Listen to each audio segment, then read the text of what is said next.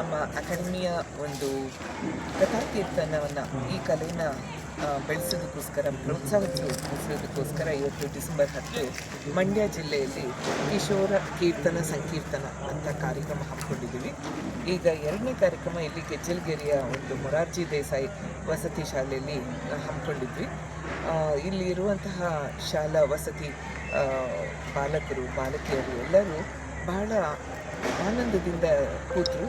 ಏನಕ್ಕೆ ಅಂತ ಹೇಳಿದ್ರೆ ಶುದ್ಧ ಪ್ರತಿಭೆ, ಬಹಳ ಒಳ್ಳೆಯ ಪ್ರತಿಭೆ, ಕಿಶೋರ ಪ್ರತಿಭೆ ಕುಮಾರಿ ಮೋನಿಕಾ ಈಕೆಯ ಕಥಾಕೀರ್ತನ ಏರ್ಪಡಿಸಿತ್ತು.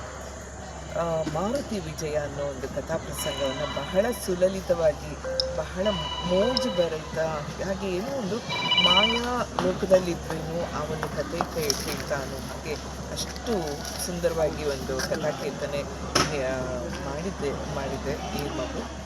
ನನಗೆ ಸಂಗೀತ ನೃತ್ಯ ಅಕಾಡೆಮಿಯಿಂದ ಎಷ್ಟು ಸಂತೋಷ ಆಗುತ್ತೆ ಅಂತ ಹೇಳಿದ್ರೆ, ಇದು ಎಷ್ಟೋ ಜನ ಮಾತಾಡಬೇಕಾದ್ರೆ ನಶಿಸಿ ಹೋಗುತ್ತಿರುವ ಕಲೆ ಅಂತಾರೆ.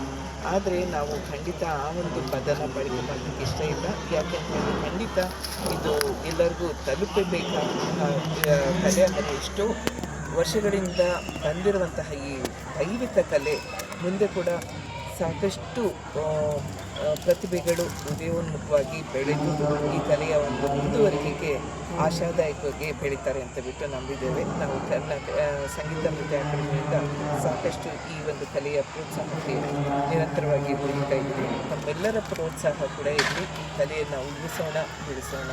ನಮಸ್ಕಾರ.